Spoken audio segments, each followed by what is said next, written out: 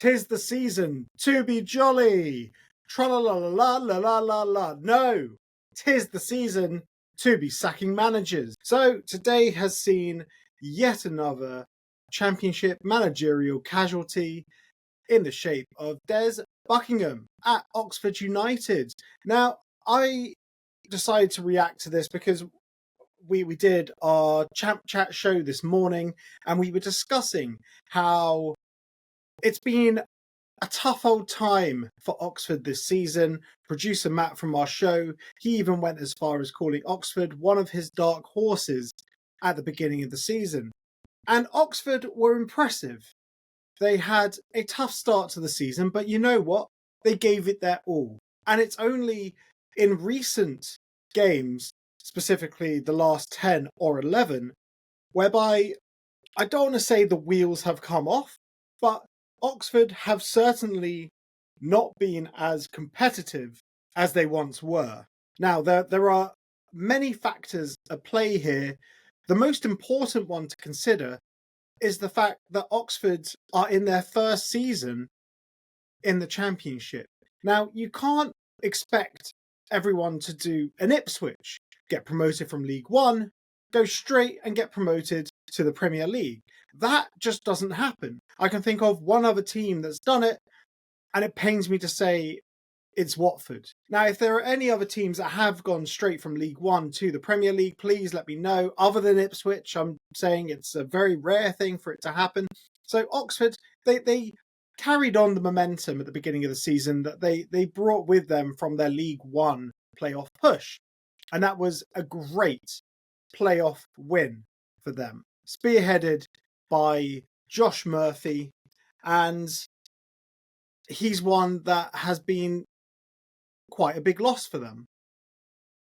But ultimately, momentum can only carry you so far. Right, on to the second one, because I just want to say, I think Des Buckingham, the job he did with Oxford, picking them up from where they were last season in League One and taking them into a playoff push and subsequently to promotion, he's done a great job. He's an Oxford boy. He's a local lad that's done good. He's made it to the top of the managerial tree at Oxford, and I think it's an unfair dismissal considering, as of recording, they are not in the drop zone currently. Right, second thing, recruitment. I think they got recruitment quite well. I think they got recruitment spot on, to be honest, as good as you can when you're coming up from League One. Matty Phillips is a very experienced campaigner at this level. He's a very good winger with an eye for goal. Dane Scarlett on loan from Tottenham, he's been chipping in with some goals, but obviously the goals have dried up. Idris El Mazouni, he always impressed me at Leyton Orient. And most importantly, Sariki Dembele, which brings me on to point 3.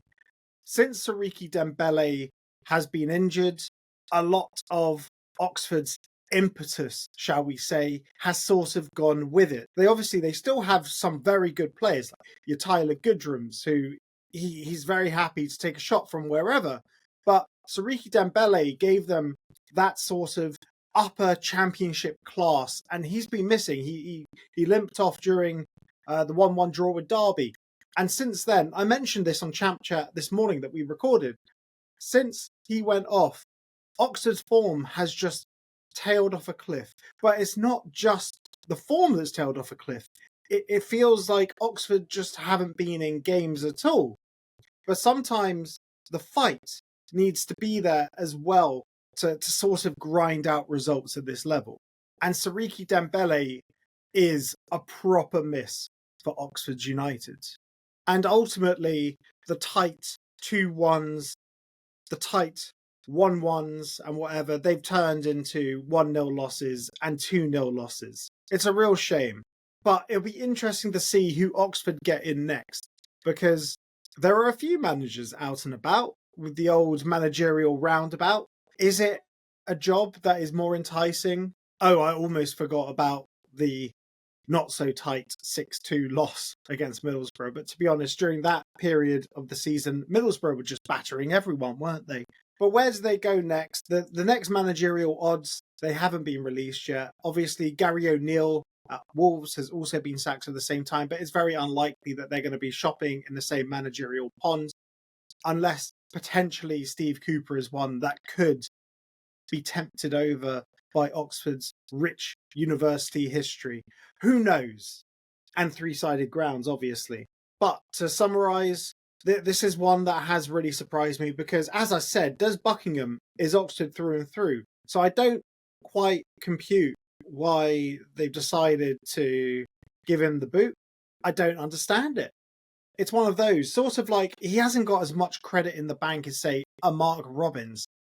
But when Oxford are being that brutal and cutting Des Buckingham away, it makes you think.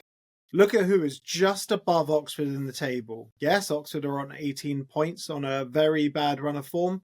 Luton Town, 22 points. And to be honest, much higher expectations than a year one championship side. So if Des Buckingham hasn't got a chance, I don't know how Rob Edwards is certainly still in a job. But Oxford fans, if you're watching this, please let me know your thoughts. Are you happy with Des Buckingham having been given the boot? Let me know in the comments. If you're watching this and you're not subscribed to our channel, please give us a cheeky subscribe and have a great week. And if you're an Oxford fan, I hope your manager that you get in can save your season. All the best.